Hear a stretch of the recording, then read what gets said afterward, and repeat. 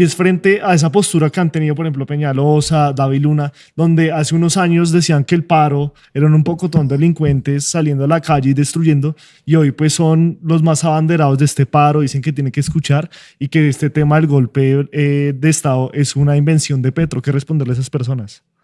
Detrás del paro camionero hay muchos intereses privados, intereses ligados a partidos políticos, especialmente el Centro Democrático, que claramente lo han dicho en diferentes escenarios, que están en contra del presidente Gustavo Petro y que les gustaría que el presidente Petro se fuera antes de terminar su periodo. Eso es claro y lo han dicho en sus mundos, en sus redes sociales, en todos lados.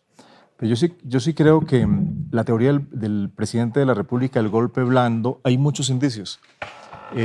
El tema de la expropiación de los ahorros, es que decirle a los colombianos, y el tema del día en algunos medios, preguntarle, ¿usted está de acuerdo con que le expropien sus ahorros? Pues la gente va a decir que no, pero la gente asume que le van a expropiar sus ahorros, sea 1 millón, sea 100.000 pesos, lo que tenga, y la gente se asusta. Porque la También, inversión forzosa, de hecho, era claro, algo que ya se había propuesto, no es algo diferente a lo pero que para hacen los ellos bancos. le vamos a expropiar los ahorros de los colombianos, y eso Genera pues, pánico. genera un pánico económico en la gente. O que un día diga una distribuidora de combustibles que no hay combustibles para algunos aeropuertos para despegar los aviones. Entonces, las aerolíneas cancelaron los vuelos. Heráclito, disculpa, entiendo Y entonces, que ahora, Heráclito, perdón, entiendo que estaba diciendo en estos momentos exactamente que no lo había mismo. gasolina para diésel para ¿cómo se llama aquí? ¿Transmilenio? Transmilenio, sí, el Para Transmilenio. transporte público acá se llama Que se Transmilenio. estaba agotando la gasolina. El pánico de claro, hoy y era entonces hoy están diciendo que no va a haber combustible para los aeropuertos de la costa Caribe, ni para Cúcuta, ni para Bucaramanga. Imagínense, Bucaramanga que está a 2 horas de Barranca, Cartagena que está en la refinería de Cartagena. Y entonces, con esas informaciones, la gente, y el último trino, creo que fue el de David Luna, dijo, la situación del país está en plena zozobra y está generando el presidente de la República un caos total y desconfianza, porque lo que quieren generar es eso en la opinión pública, en los colombianos. Entonces, lo que nos corresponde a nosotros es, los que vemos la realidad de manera más objetiva, es contarle a los colombianos lo que está pasando, que hay un grupo de sectores organizados que no quieren al presidente de la República en el ejercicio de la presidencia, que no quieren los cambios en este país. Y entonces, ¿cómo es posible que un partido político presente más de 120 demandas de la ley de las pensiones? Es decir, no quieren que los colombianos, los más pobres, reciban una pensión en este país. Es absurdo. En cualquier otro país del mundo habría un pacto por las pensiones. Es decir, todos apostarle a que todos tengamos derecho a la pensión. Entonces, sí hay algunas acciones, Julián, que se ven en la legalidad, aparentemente son legales, pero que buscan desestabilizar al gobierno y sacarlo del poder. Y desde que el presidente de la República se posicionó, con todas las actuaciones de algunos grupos económicos, algunos medios de comunicación y sobre todo los partidos políticos de la oposición que le dicen mentiras a los colombianos. Mentiras todo el tiempo. Bueno, y de hecho, pues ahorita hago una pausa para decirles que tenemos una encuesta en este momento a las más de 1.100 personas que están conectándose con nosotros en este momento, que les pregunta a ustedes, ¿se está organizando un golpe de Estado contra el gobierno Petro? Hasta el momento, 400 personas han votado y el 83% de estas creen que sí. Juli. Sí, en este momento les pedimos que compartan esa transmisión, que le den like a este video, por supuesto, que nos sigan en esas diferentes redes sociales que están viendo ahí en pantalla, Tercer Canal en Facebook y en YouTube, 3 Canal Raya Piso Col en Instagram, Tercer Raya Piso Canal en X, y por supuesto las personas que quieran hacer donaciones al Tercer Canal para seguir con nuestra labor periodística lo pueden hacer a través de la línea Nequi y Plata que está saliendo aquí en pantalla. Bueno, uno de los trinos que veíamos ahí de algunos de los opositores decía que todos tienen que cumplir la ley, ¿no?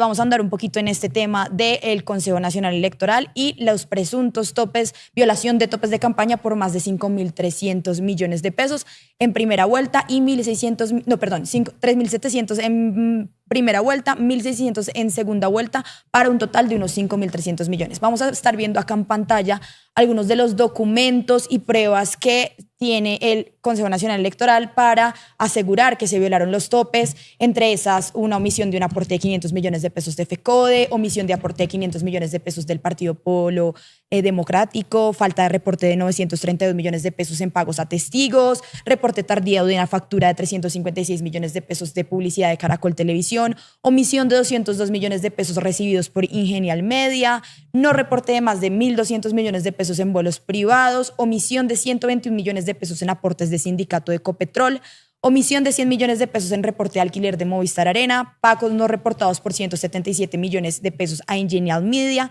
falta de reporte de 960 millones de pesos en vuelos privados, no inclusión de un aporte de 530 millones de pesos de Colombia Humana y termino, omisión de 379 millones de pesos en aportes del sindicato Uso.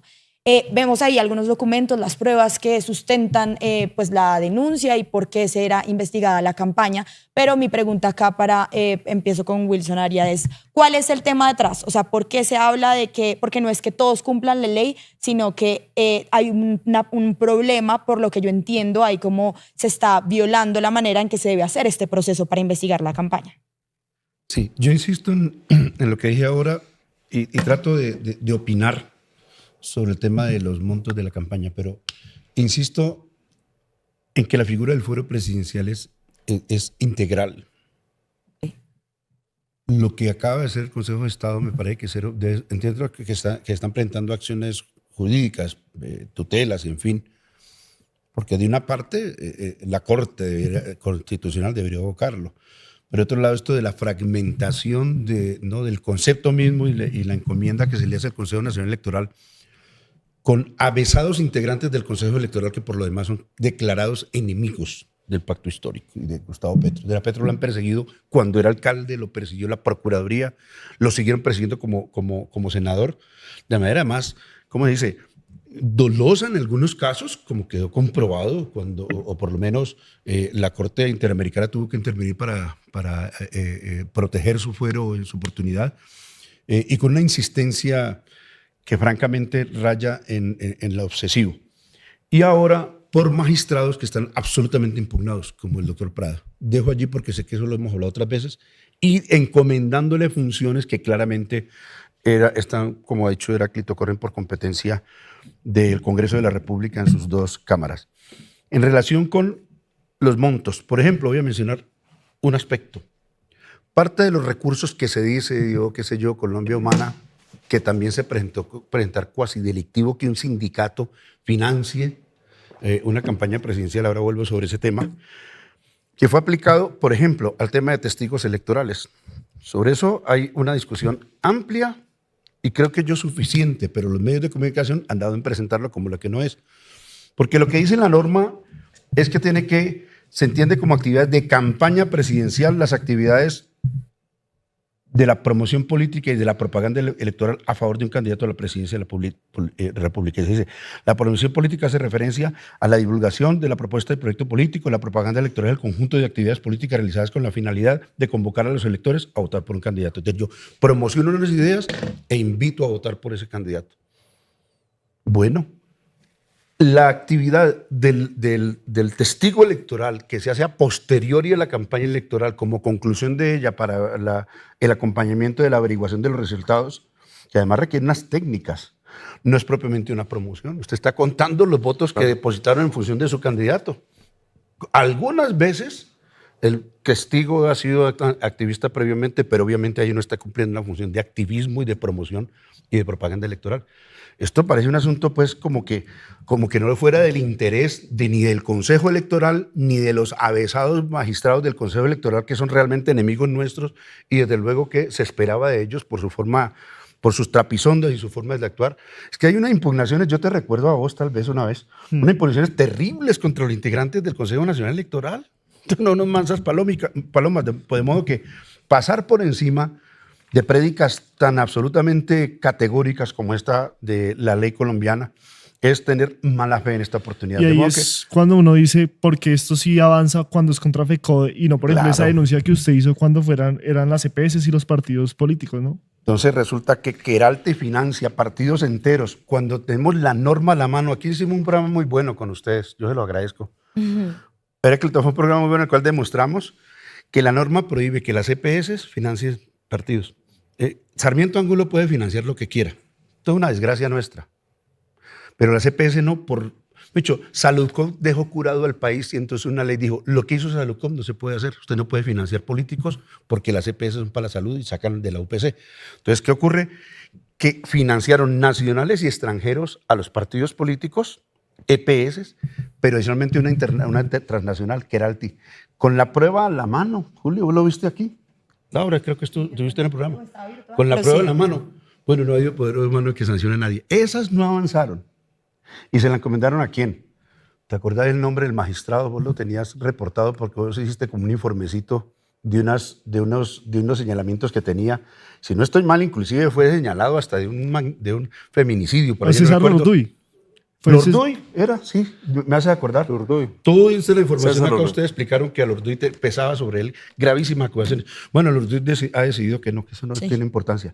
Pero estas que son contra Gustavo Petro y que son manifiestamente concordantes esos aportes, se pudo perfectamente recibir los recursos de FECODE con ese destino de los testigos y no se está violentando la norma.